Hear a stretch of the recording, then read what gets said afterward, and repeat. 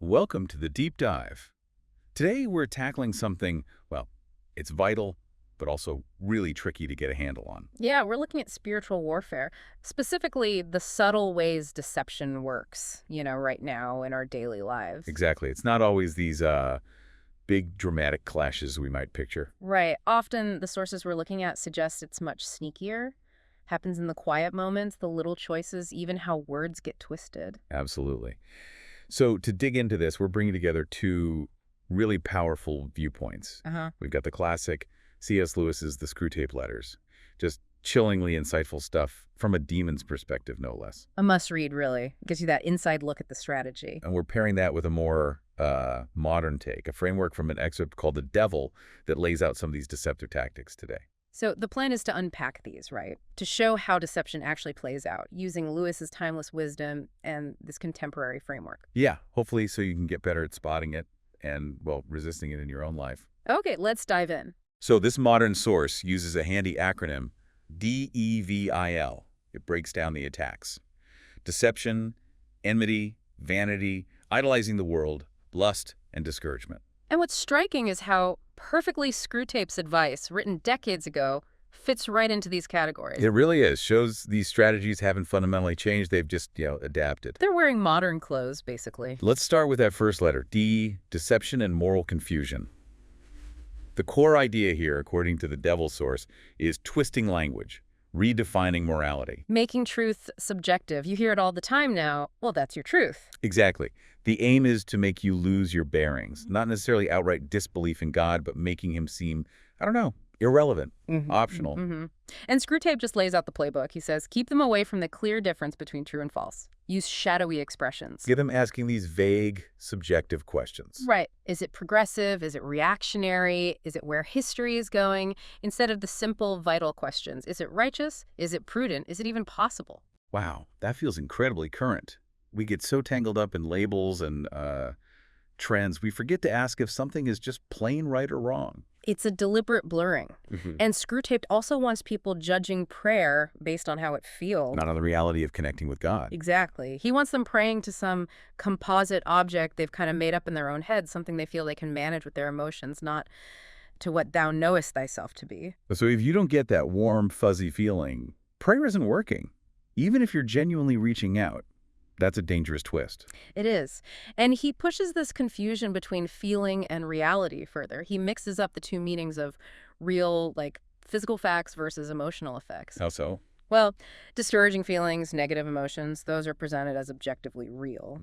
But hope, peace, positive experiences, that's just sentiment, dismissible. So I feel hopeless becomes the hard reality, but I feel God's presence is just, a passing mood. Pretty much. Twisting how you even perceive reality through emotion. It's subtle but powerful. Okay, so deception works by blurring truth and reality. And where does that often lead? It seems to lead to broken connections, doesn't it? That's right. Which takes us neatly to the next letter, E, enmity and isolation. Ah, yes. The goal here, the modern source says, is to convince you that nobody really gets you. You're better off alone.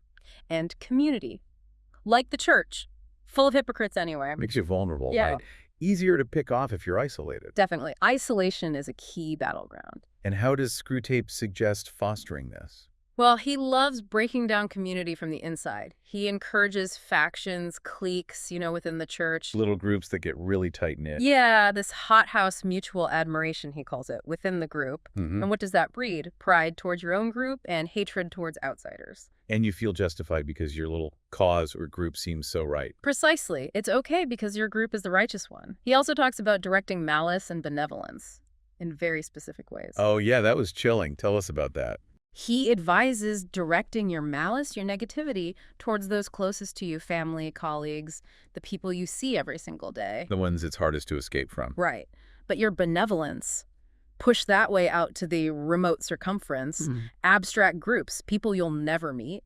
So the malice is real, it's active, it affects your daily life, but the benevolence is just imaginary, theoretical kindness. Spot on. It's easy to feel generous towards someone far away, much harder to be patient with the person who just cut you off in traffic or your annoying coworker. Or even family members. Especially family. And he refines this for domestic relationships with the double standard. That sounded particularly nasty. It is. He wants each person to insist their own words are taken at face value, judged only by their stated intent. I didn't mean it like that. But the other person's word. Oh, those get judged by tone, context, body language, every suspected hidden meaning. So both people feel completely innocent, completely wrong, and justified in holding that grudge. Exactly. And it creates this deep isolation within marriage, within families, constant friction, simmering resentment. Devastatingly effective. Okay, so you've got deception blurring truth, isolation breaking bonds. That seems like fertile ground for attacking our sense of self-worth. Absolutely. Which brings us to vanity and identity attack. Right. The devil source framework says the goal here is making you doubt your value, your calling, your place. It's that nagging voice whispering, you're not good enough, or you've messed up too badly for God to ever use you or love you. That constant feeling of inadequacy. How does Screwtape cultivate that? He loves getting humans fixated on their inner life, obsessing over the state of their own mind instead of just, getting on with their basic duties. Like endless self-analysis. Yeah, encouraging hours of self-examination that somehow completely misses the really obvious flaws that everyone else can see plain as day. It's self-absorption disguised as deep thinking. Looking inward so much you become blind to your actual impact on the world around you. Precisely. And he even twists humility itself. How can you twist humility? He tries to make you think humility means having a really low opinion of your talents, believing, frankly, manifest nonsense about yourself just to seem humble. But isn't that dishonest? Exactly. It introduces dishonesty and keeps your mind spinning around yourself. Screwtape points out the enemy's goal, God's goal, is actually for you to rejoice in your talents just as freely and thankfully as you would your neighbor's talents. Seeing yourself as God made you. As a glorious and excellent thing because you're his creation. The devil wants you either falsely proud or falsely humble. Either way, it's self-focused and distorted, not God-focused. That really reframes humility. It's not putting yourself down, it's having an accurate, grateful view. Screwtape also seems big on attacking our sense of ownership, right? Oh, definitely. He wants you fiercely guarding the idea that my time is my own. So time spent working for someone feels like a burden. A grievous tax, he calls it. And time spent on religious duties. That's framed as a generous donation from your time, never questioning that you fundamentally own your hours. Instead of seeing time as a gift to be stewarded. Right. And he extends this to saying, my God, not in submission, but like saying my boots, meaning the God on whom I have a claim, rather than recognizing God's claim on you. Wow. That possessiveness over our time, our abilities, even our relationship with God. Yeah, that's prime territory for vanity and getting our identity all wrong. And when we feel shaky about who we are or we're feeling isolated, where do we often look? Outside ourselves. Yeah. For validation or maybe just distraction. Bingo. Which leads us to idolizing the world and distraction. Okay. The modern source talks about temptation through worldly things, success, recognition, money, influence. But critically, these things are separated from God's will, getting you to chase basically everything except the one thing that truly matters. That feels incredibly relevant today with social media, comparison culture. The pressure is immense. What are Screwtape's tactics here? He wants our attention glued to the mundane, the everyday stream of life, teaching us to call that real life without ever stopping to ask what real even means. Using the pressure of the ordinary. Exactly. And trivial distractions, lunch plans, the bus being late, scrolling through a news feed, a notification on your phone, anything to pull your mind away from deeper thoughts from God. That constant stream of information, the pings, the alerts, it feels like the pressure of the ordinary has been weaponized. It really has. And Screwtape notes, as genuine happiness fades, almost anything can capture our wandering attention. An old ad, pointless gossip. Just something to fill the void. Yeah. His goal is to steal years, not through dramatic big sins necessarily, but in a dreary flickering of the mind, in the gratification of curiosity so feeble that the man is only half aware of them. A dreary flickering of the mind. That's that's a haunting phrase for aimless scrolling or channel surfing. He also seems to really hate silence, doesn't he? Oh, absolutely. He promotes noise, calls it the grand dynamism. Why?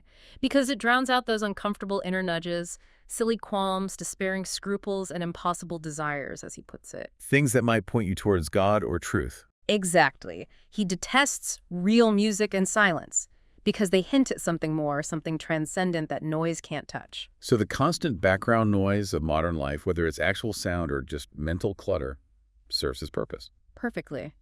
And remember, Screwtape says the safest road to hell is gradual. The gentle slope, soft underfoot, without sudden turnings. That slow drift, made possible by these constant, tiny distractions. He also wants us hag-ridden by the future. Meaning? Obsessed with anxieties about what might happen or chasing some idealized future vision. So obsessed that we're willing to compromise, to disobey God now for some potential future gain we might not even live to see. Using every gift God gives us in the present moment as just fuel for chasing that future idol. Yeah. It keeps us from living faithfully, kindly, happily now. Powerful way to disable us. Now, what about when these distractions involve our desires or relationships? Well, that takes us to L, lust, and corrupted love. The goal here is clear. Twist relationships. Turn God's gift of intimacy into self-serving lust, maybe pornography, or using love for control or exploitation, making self-gratification the main thing. And Screwtape sees certain times as better for this kind of temptation. Yes, those trough periods he talks about, times of spiritual dryness, emotional lows, when your inner world feels drab and cold and empty. Why then, specifically? He says sexuality experienced in those troughs is less likely to be tangled up with actual love or those generous and imaginative and even spiritual elements that can come with it. It's easier to pull it towards perversion or just raw physical release. So when you're feeling down, disconnected, you're more vulnerable to seeking that kind of empty connection. Makes sense. It does. He also mentions how they work through culture, artists, fashion, advertising to deliberately mess with our sense of attraction. To misdirect our taste, as he puts it. Exactly. Guiding people away from partners who might actually lead them towards spiritually helpful, happy, and fertile marriages. Wow. Actively shaping culture to hinder godly relationships. Yeah. That's insidious. It is. He even critiques the modern focus on the apparent nude in art, not real vulnerability, but a kind of fake, stylized beauty. He sees it as promoting fleeting standards and, chillingly, making women less willing or able to bear children.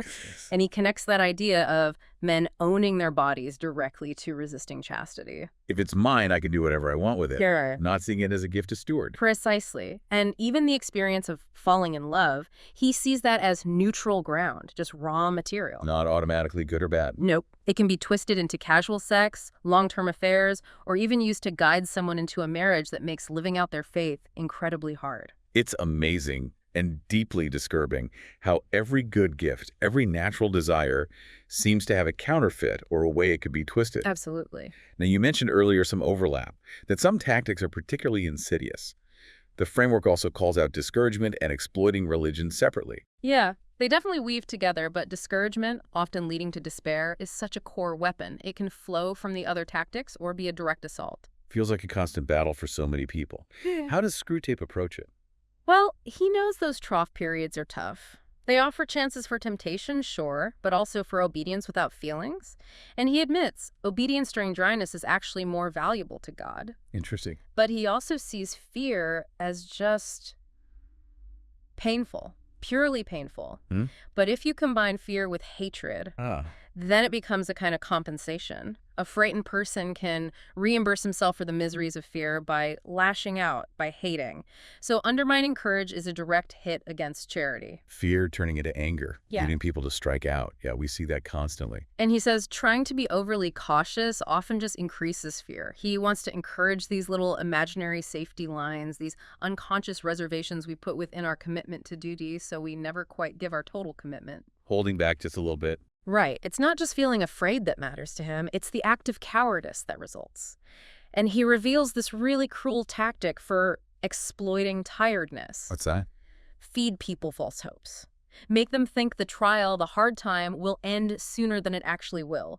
Exaggerate their weariness by making them fixate on the end goal. Setting them up for a bigger fall. Exactly. Make their inner resolve only strong enough to last for a reasonable period, a period shorter than the actual trial. The real fun, he says, is making them give up just when, had he but known it, relief was almost in sight. Oh, that's just brutal. Manipulating hope itself.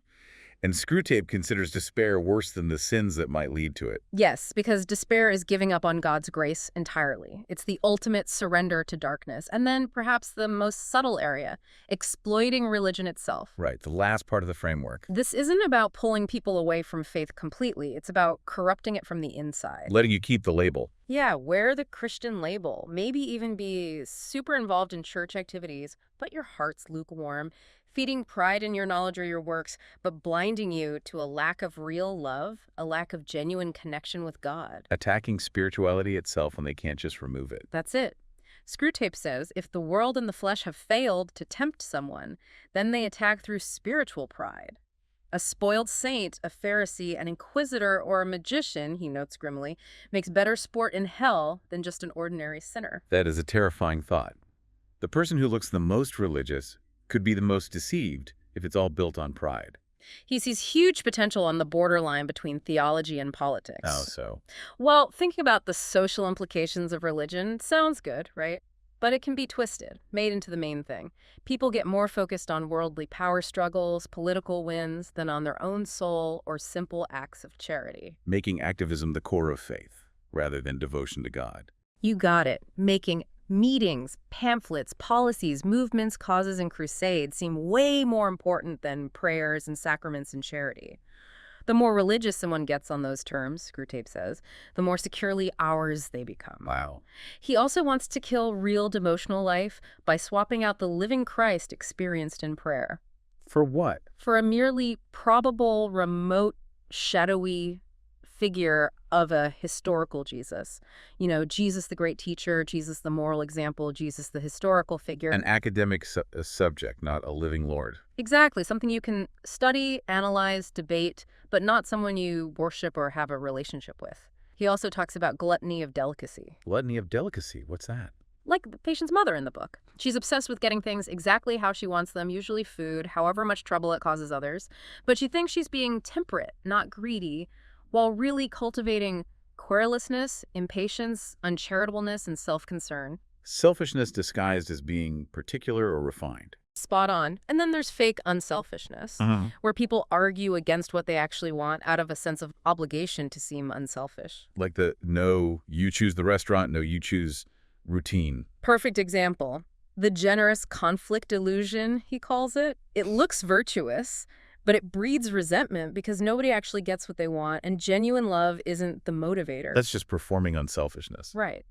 And finally, he wants people in church listening to sermons or reading scripture to focus not on the actual truth being said, but on how it's presented or how it makes them feel or how it applies to other people. Not letting the truth penetrate their own hearts. Yeah. He loves churches where the faith is watered down, where scripture reading sticks to the comfy, familiar passages and avoids anything challenging or new. Keep it comfortable. Keep it self-focused, not God-focused. It all comes back to that.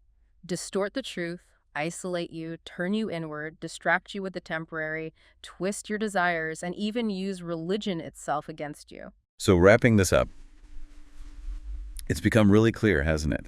The enemy's playbook in the 21st century, while maybe using modern tools, relies on these ancient, subtle tactics. Absolutely. They're pervasive, woven into just everyday life, even into our religious habits, targeting our view of truth and connections, our identity, what we pay attention to, how we see God. It's designed for that slow drift, like you said. Yeah. Edging us away from God through tiny compromises, distorted thinking, endless distractions, often without us even realizing a battle's being fought. It's happening under the surface. So the challenge for you listening now is to maybe pause and look at your own life through this lens.